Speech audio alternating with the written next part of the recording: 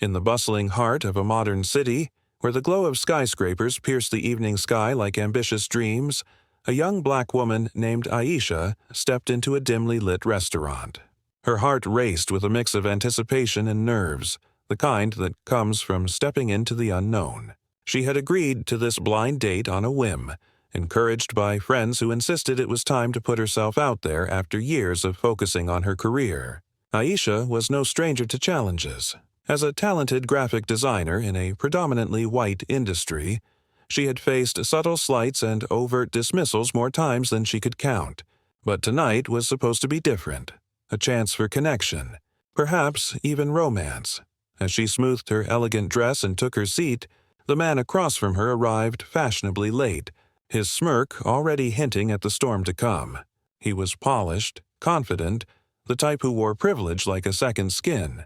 From the first exchange of pleasantries, something felt off. His eyes lingered not on her warm smile or the intelligence sparkling in her gaze, but on the rich hue of her skin, as if it were an anomaly in his carefully curated world. Whispers from nearby tables seemed to amplify the tension, and Aisha sensed the evening unraveling before it had truly begun. What started as casual conversation quickly veered into territory laced with condescension. He probed her background with questions that carried an undercurrent of judgment, masking ignorance with feigned curiosity. Aisha held her composure, her inner strength a shield forged from countless similar encounters. But as the mockery escalated, veiled in jokes that stung like hidden barbs, the air grew thick with injustice. Little did she know, fate had positioned an unexpected observer in the shadows, a man whose own life had been shaped by loss and redemption, watching the scene unfold with growing dismay. This night, meant for simple connection, was about to ignite a chain of events that would expose deep-seated biases and lead to a revelation no one could foresee. Would Aisha's resilience shatter under the weight of ridicule? Or would an unlikely ally turn the tide in the most astonishing way? Aisha's journey to that fateful blind date had been paved with the quiet determination of someone who had learned to navigate a world that often viewed her through a distorted lens. Born in a modest neighborhood where community bonds ran deep, she had excelled in school despite the systemic hurdles that plagued many like her. Scholarships carried her through college where she majored in design, her creativity a beacon in classrooms where she was frequently the only black face. Post-graduation, Aisha climbed the ranks at a prestigious firm, her portfolios earning accolades, yet promotions seemed to elude her grasp. Passed over for less qualified colleagues who fit the company image more seamlessly. Her personal life mirrored this struggle. Relationships had been fleeting, often tainted by partners who exoticized her heritage or dismissed her experiences of microaggressions as overreactions. Friends, seeing her isolation, set her up on this blind date with Marcus, a mid-level executive they knew through mutual circles. He's charming, successful, they assured her. Aisha, ever optimistic, prepared meticulously, choosing an outfit that balanced professionalism and allure, rehearsing light-hearted anecdotes to break the ice. The restaurant, an upscale venue known for its fusion cuisine, symbolized a step toward the life she envisioned, one of equality and genuine connection. Meanwhile, across town, Elijah navigated his own complex existence. A widowed CEO of a thriving tech company, he balanced board meetings with bedtime stories for his young daughter, Lily. Elijah's path to success had been unconventional. Raised in a diverse but underprivileged area, he built his empire through sheer innovation, never forgetting the racial barriers he had dismantled along the way. Lily's mother had passed years earlier, leaving him to raise their child alone, instilling in her values of empathy and justice. That evening, Elijah was at the same restaurant for a business dinner, his table affording a clear view of the unfolding drama. As Aisha and Marcus settled in, the initial small talk gave way to discomfort. Marcus, with his Ivy League polish, began steering the conversation toward stereotypes, commenting on her exotic features and questioning her achievements as if they were handouts rather than hard-won victories. Aisha responded with grace, redirecting with facts about her work, but the jabs accumulated like storm clouds. Patrons nearby exchanged glances, some chuckling softly, amplifying the isolation she felt. Elijah, overhearing snippets, felt a familiar anger rise, the same he had experienced in his youth. His daughter Lily, whom he had brought along unexpectedly due to a babysitter cancellation, tugged at his sleeve, her innocent eyes wide with confusion at the unkind tones. The setup for conflict was complete. A woman deserving of respect, facing ridicule in a space meant for vulnerability. A man of influence positioned to intervene, and a child whose presence would add layers of emotional depth. Curiosity built as the evening progressed. What would push this encounter from mere awkwardness into a pivotal moment of confrontation and change? The tension in the restaurant thickened like fog rolling in from the city streets outside, where neon lights flickered against the darkening sky. Aisha sipped her water, her fingers tracing the condensation on the glass as a way to ground herself amid Marcus's escalating commentary. He leaned back in his chair, his posture exuding entitlement, and launched into an anecdote about a diversity hire at his firm, implying such positions were mere tokens rather than merit-based. His laughter echoed slightly too loud, drawing subtle nods from a couple at the adjacent table, their expressions a mix of amusement and discomfort. Aisha felt the familiar knot in her stomach, the one that formed whenever casual racism masqueraded as humor. She had encountered it in boardrooms, at networking events, even in supposedly progressive social circles, comments that chipped away at her confidence, reminding her that no matter her accomplishments, some would always reduce her to her race. Determined not to let the evening derail completely, Aisha steered the conversation toward neutral ground, asking about his hobbies. Marcus responded with tales of yachting and exclusive golf clubs, places where, he boasted, everyone knows their place. The implication hung heavy, unspoken yet palpable. Aisha's mind raced back to her childhood, memories of her parents teaching her to hold her head high in the face of discrimination. Her father, a civil rights activist in his youth, had shared stories of marches and sit-ins, instilling in her a quiet fire.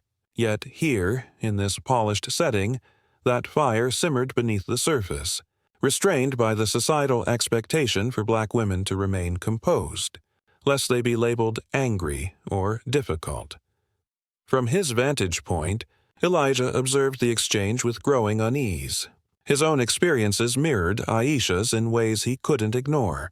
As a black man who had risen to CEO status, he had endured boardrooms where his ideas were dismissed until echoed by white colleagues, funding pitches met with skepticism about his background, and the constant pressure to prove his worth twice over. Lily, perched on her chair with a coloring book, whispered questions about why the man was being mean.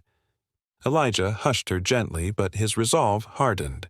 He signaled the waiter for his check, intending to leave, but something in Aisha's poised responses held him in place. She wasn't crumbling. Instead, she countered with subtle wit, highlighting her own successes, a recent award for innovative design that had boosted her company's profile. As the appetizers arrived, Marcus's mockery intensified. He made a joke about her natural hair, comparing it to something wild and untamed, his tone dripping with faux admiration. Aisha felt heat rise to her cheeks, not from embarrassment but from the injustice of it all. This wasn't just a bad date. It was a microcosm of the broader racial inequities she faced daily, the wage gaps, the underrepresentation, the exhaustion of code switching to fit in. Nearby diners, a mix of professionals unwinding after work, began to take notice. One woman, white and middle-aged, averted her eyes, uncomfortable but silent.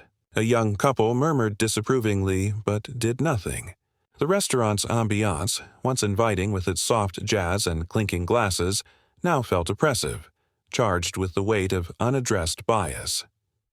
Elijah's thoughts turned to his daughter.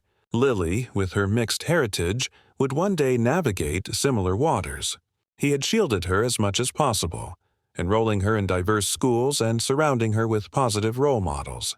But moments like this reminded him of the world's harsh realities. He recalled his late wife's words, "Teach her to stand up, not just for herself, but for others." Inspired, Elijah decided to act subtly at first. He caught the waiter's attention and anonymously sent over a dessert for Aisha's table, a small gesture to brighten her evening. When it arrived, Marcus claimed credit, puffing up with false generosity, which only fueled his arrogance. The rising discomfort peaked as entrees were served. Marcus delved into politics, espousing views that blamed certain communities for societal issues, his words laced with stereotypes about welfare and crime. Aisha, drawing on her inner strength, challenged him factually, citing statistics on systemic racism, redlining, disproportionate incarceration rates, the lingering effects of slavery's legacy. Her voice remained steady, but inside, turmoil brewed. She thought of the countless black women before her who had endured far worse, the civil rights icons like Rosa Parks and Fannie Lou Hamer, whose quiet defiance sparked change. Yet, in this moment, she felt alone, the weight of representation heavy on her shoulders. Elijah, unable to contain his indignation longer, excused himself from his table and approached under the pretense of recognizing Aisha from a professional event. "Aren't you the designer who won the Innovation Award last month?" he asked loudly enough for Marcus to hear. Aisha, surprised, confirmed it, and Elijah introduced himself briefly, praising her work in front of the now flustered Marcus. Lily trailed behind, her small hand in his, adding an innocent charm to the intervention. Marcus's facade cracked slightly, his mockery giving way to defensiveness as he realized the power dynamic shifting.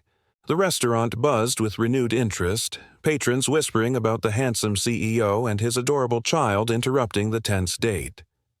As the evening wore on, the emotional stakes heightened. Aisha felt a spark of validation from Elijah's acknowledgement, a rare affirmation in a world quick to diminish her. Marcus, sensing his control slipping, doubled down with more overt jabs, questioning her fit in high society. The injustice was laid bare. A black woman, accomplished and kind, reduced to an object of ridicule simply for existing in a space not designed for her. Elijah, back at his table but keeping watch, pondered deeper involvement.